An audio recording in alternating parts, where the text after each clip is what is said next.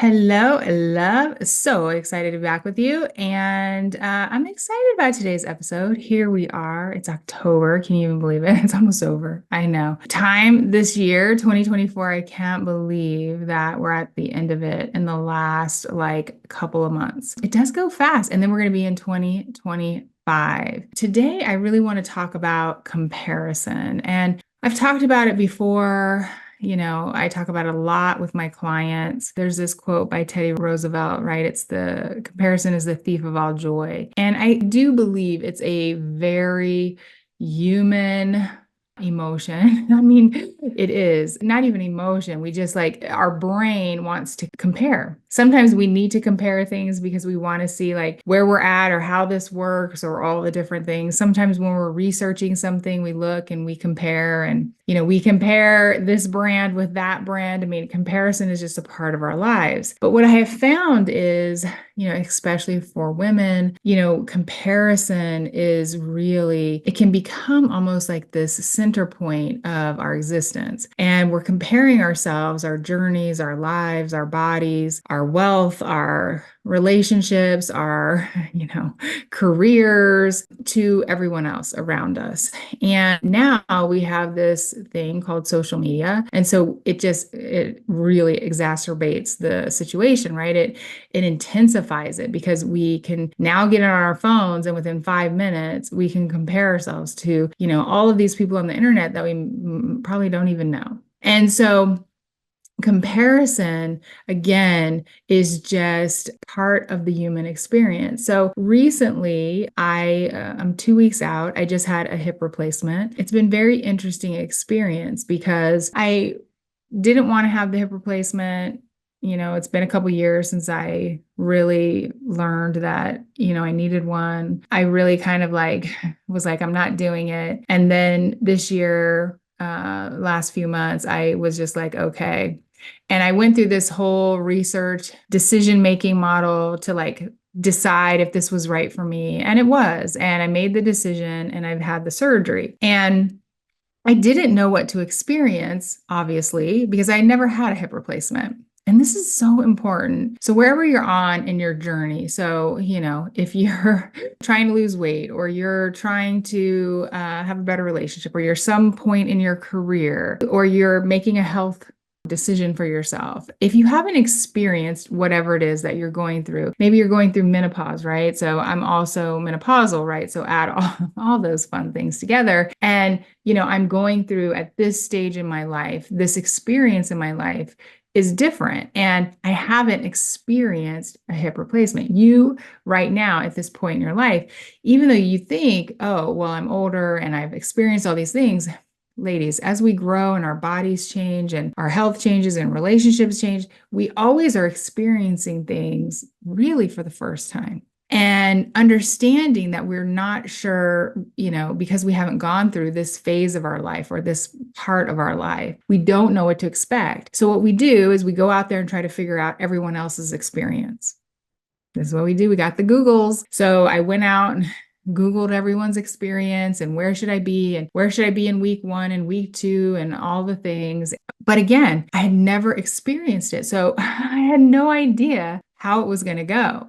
So my first, I would say 5 days were really hard.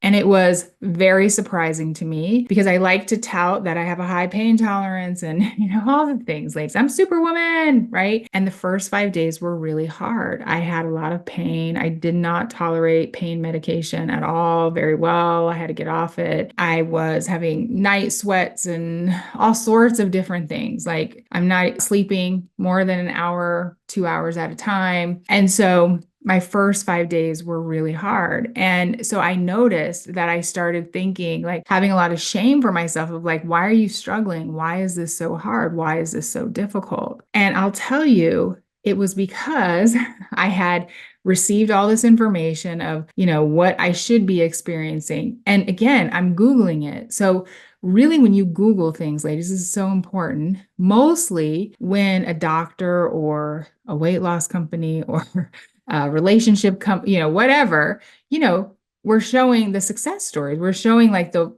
top 1 to 5%. This is important because then you're comparing your journey to like the top. In some situations, you may be at the top, right? And in some situations, you may be in the middle, and some you may be at the bottom based on your capabilities, where you're at in your life, the support you have, like all of the different things. And so what happens is we then shame ourselves. And I was shaming myself because I thought I should be farther along. How many times in whatever journey in your life you're going through right now have you just thought, I should be farther along? I should be farther along.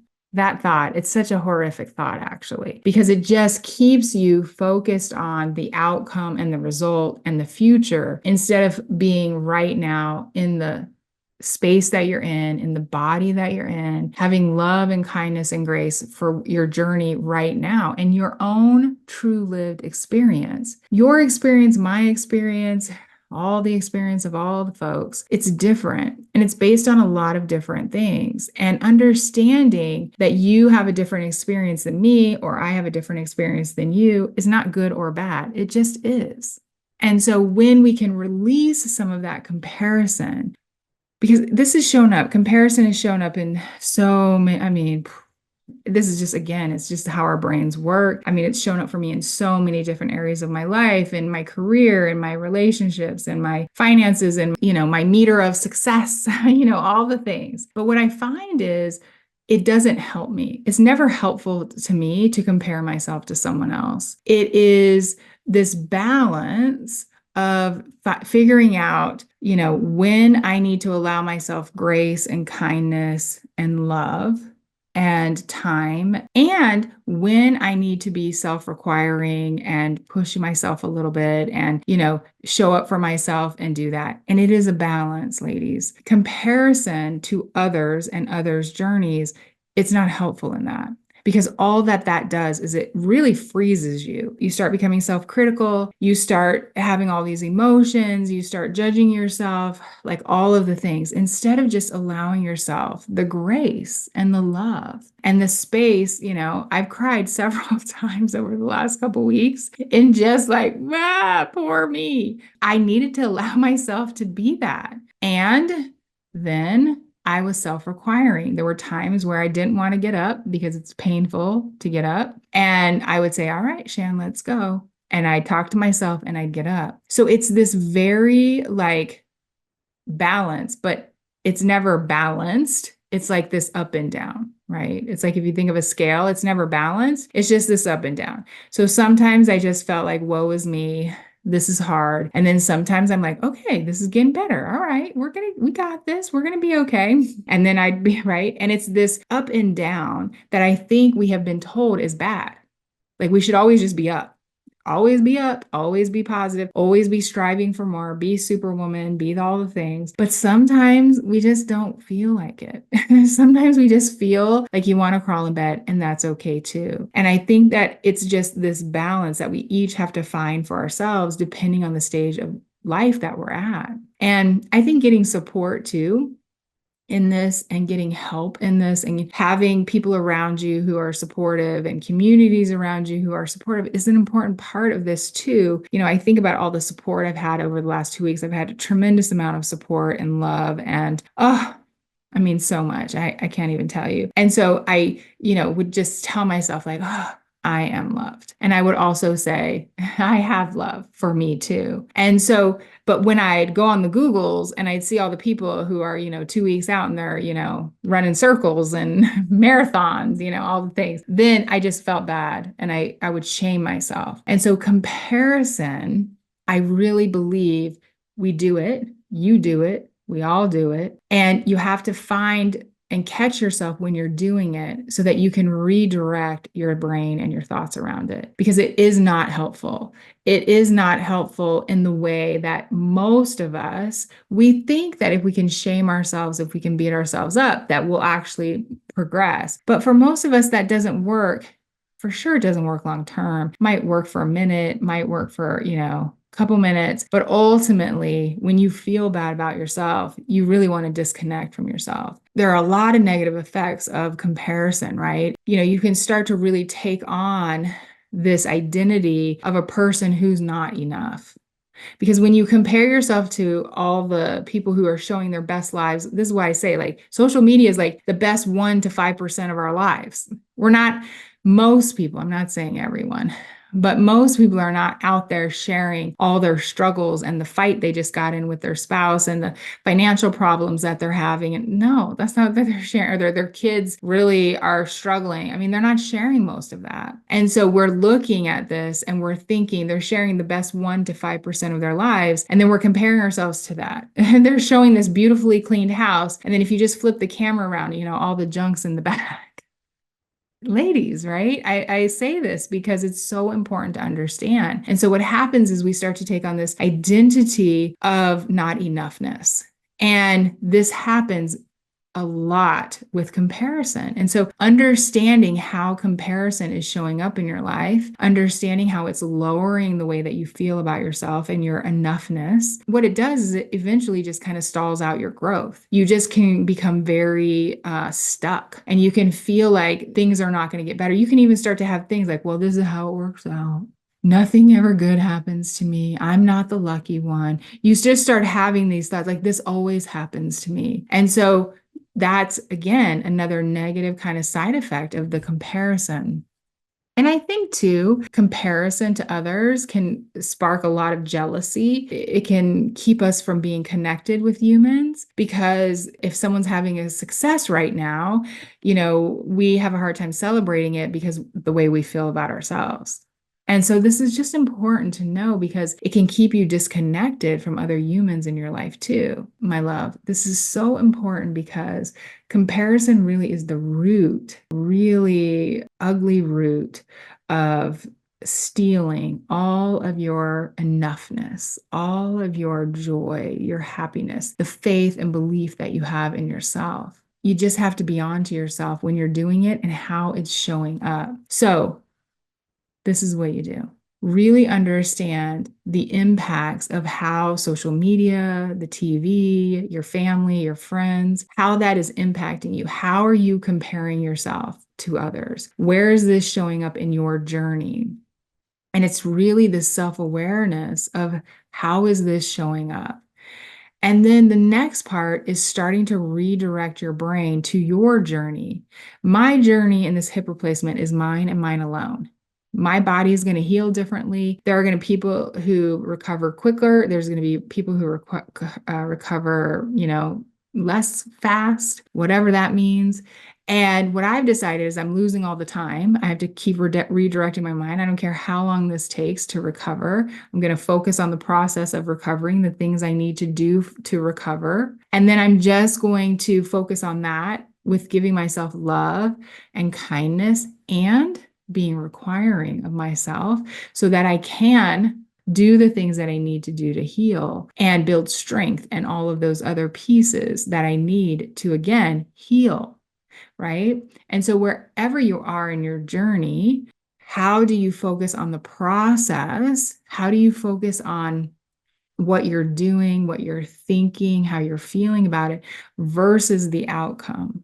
Because it's so important when you focus on your journey and you really take almost pride in your own journey. I think about that. One of the thoughts I've been practicing is how can I feel proud of myself today in this journey of healing? How can I feel proud of myself today? And when I do that, I'm focused on me. I'm not focused on all the Googles, the social media, all the things. I'm just focused on me and my own healing and my own process of healing.